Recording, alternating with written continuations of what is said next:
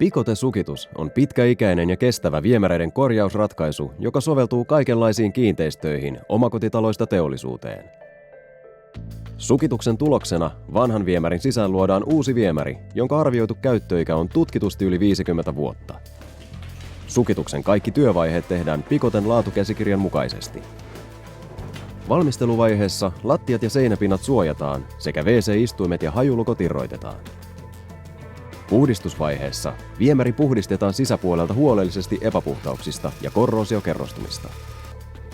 Sukitettavien viemäreiden pituus ja halkaisija mitataan sekä niiden haara- ja mutkakohdat paikallistetaan.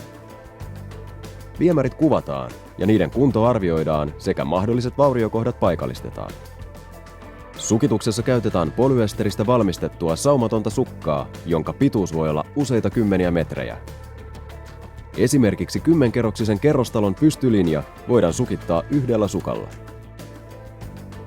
Ennen sukan asentamista viemäriin se kyllästetään kaksikomponenttisella epoksihartsilla. Sukan kyllästäminen aloitetaan kaatamalla epoksihartsi sen sisään. Epoksihartsi levittyy tasaisesti sukkaan kahteen suuntaan mankeloimalla.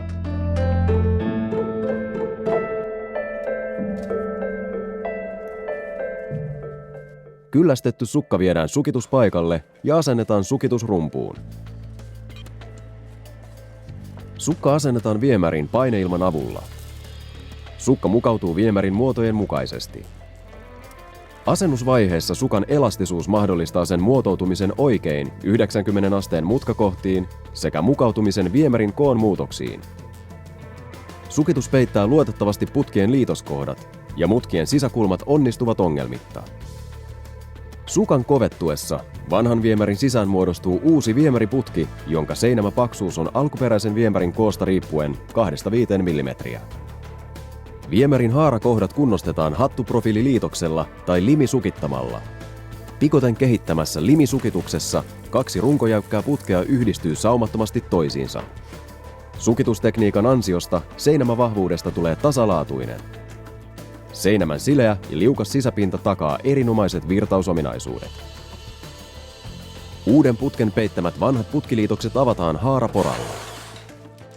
Haarakohdat pienissäkin putkissa voidaan avata helposti. Lopuksi valmis sukitettu viemäri kuvataan ja kuvaus tallennetaan myöhemmin suoritettavaa laadunvarmistustarkastusta varten. Viimeistelyvaiheessa vanha lattiakaivon hajulukko korvataan uudella rosterilevyllä, jossa on kuminen huoltotulppa. WC-istuin ja pesualtaiden hajulukot kiinnitetään.